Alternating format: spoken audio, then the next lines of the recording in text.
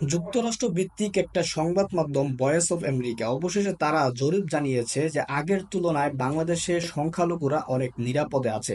অর্থাৎ হাসিনার আমলে তারা যেই নিরাপত্তাহীনতায় ভুগত, বর্তমান সময়ে অন্তর্বর্তীকালীন সরকারের সময় তারা তার চেয়ে বেশি নিরাপত্তা পাচ্ছে।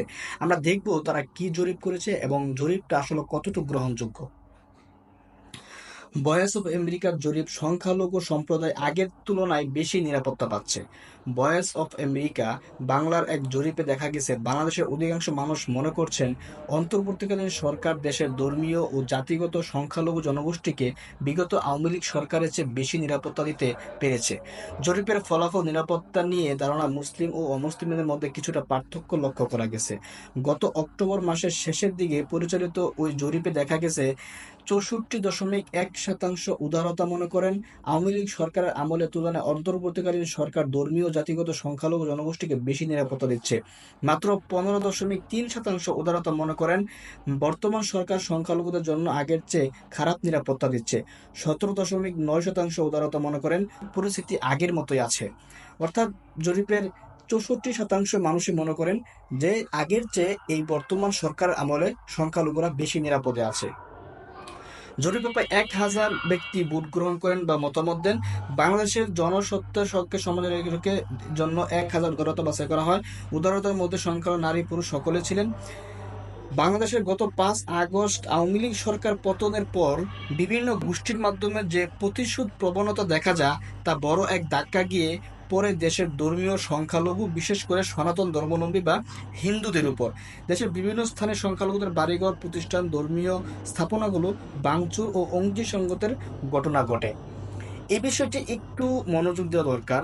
যে 17% মনে করতেছে যে সংখ্যালঘুদের উপর নির্যাতন হয়েছে, আসলে পরবর্তীতে সেটা আবার বলা হয়েছে যে 5 আগস্টের পর অনেক হিন্দুদের ঘরবাড়িতে হামলা হয়েছে, ভাঙচুর হয়েছে, অনেক না বলবো গোনা কয়েকটা। তো এখানে তারা একটা বিষয় উল্লেখ করে নাই, সেটা হচ্ছে যে সমস্ত হিন্দু নেতাদের বা হিন্দুদের উপর হামলা হয়েছে বা ভাঙচুর হয়েছে ঘরবাড়ি, তারা মূলত আওয়ামী লীগ করতো।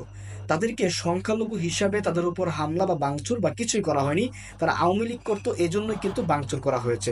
এই বিষয়টি উল্লেখ করা হয়নি। এই বিষয়টি যদি উল্লেখ করা হয় আর এই বিষয়টি যদি সঠিকভাবে পর্যালোচনা করা হয়, তাহলে দেখা যাবে বাংলাদেশে 5 আগস্টের পরও কোনো সংখ্যালঘুর উপর নির্যাতন হয়নি, বরং তারা আওয়ামী লীগ করতো, এই জন্য তাদের উপর নির্যাতন হয়েছে। তাদের আওয়ামী লীগের প্রতি মানুষের যে ক্ষোভ ছিল, মানুষের যে একটা মানে খুব ছিল, সেটা তার মানুষ বের করেছে। আপনি এমন হাজার হাজার নেতা আছে যারা মুসলিম, তাদের উপর নির্যাতন হয়েছে, তাদেরকে অনেককে মেরে ফেলা হয়েছে, অনেকের ঘরবাড়ি জ্বালিয়ে দেওয়া হয়েছে। সেটা কি আমরা মুসলিম নির্যাতন ধরবো? না। আমরা তো বলতে পারি আপনার যদি হিন্দুদের 2-1 জন নেতা আওয়ামী লীগ করতো, তাদের উপর ঘরবাড়ি জ্বালিয়ে দেওয়া হয়েছে, এই জন্য তারা যদি মনে করে সেটা সংখ্যালঘু নির্যাতন, তাহলে তো আমরা তো বলতে পারি এত বড় একটা দেশ, মুসলমান প্রধানত দেশ, সেই দেশে এই মুসলমানদের উপর নির্যাতন হয়েছে। আওয়ামী লীগ নেতাকে আমরা মুসলমান বলি, আমরা তো এটা বলবো না, আমরা বলবো সেটা আওয়ামী লীগের উপর নির্যাতন হয়েছে, আওয়ামী লীগের উপর অত্যাচার করা হয়েছে। কারণ আওয়ামী লীগ মানুষকে এতদিন পর্যন্ত 16 বছর যাবত মানুষের উপর যে জুলুম নির্যাতন করেছে, সেই নির্যাতনের কারণে তাদের একটা প্রাপ্য ছিল, এটাই মানুষ করেছে। সংখ্যালঘু হিসাবে কারো উপর আক্রমণ করা হয়নি। যাই হোক, যে জরিপটা ভয়েস অফ আমেরিকা করেছে যে সংখ্যালঘুরা মোটামুটি নিরাপদে রয়েছে, কিন্তু বাংলাদেশের সংখ্যালঘুরা কিছু উগ্রবাদীরা আসলেও এই নিরাপত্তাটাকেই তারা পিছনে রেখে, বরং কিছু সংখ্যক ঘটনাকে তারা সামনে রেখে তারা বহির্বিশ্বে প্রচার করার চেষ্টা করছে, বিশেষ করে ভারতে, এবং ভারতের মিডিয়াও এটা বিশেষভাবে প্রচার করছে যে আমরা এই দেশে বর্তমান সময়ে সংখ্যালঘু নির্যাতন হচ্ছে।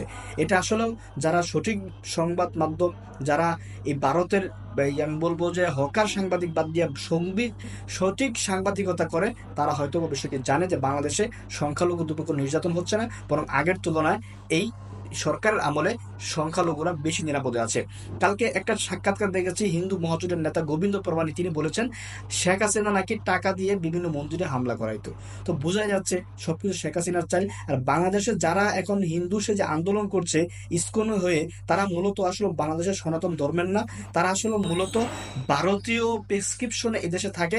তাদের টার্গেট বাংলাদেশকে অখণ্ড ভারত বানানোর একটা চিন্তা, এটার ভিত্তিতে এই কাজগুলো করা হচ্ছে। যাই হোক প্রিয় দর্শক, আপনারা আপনাদের মতামতটি জানাবেন।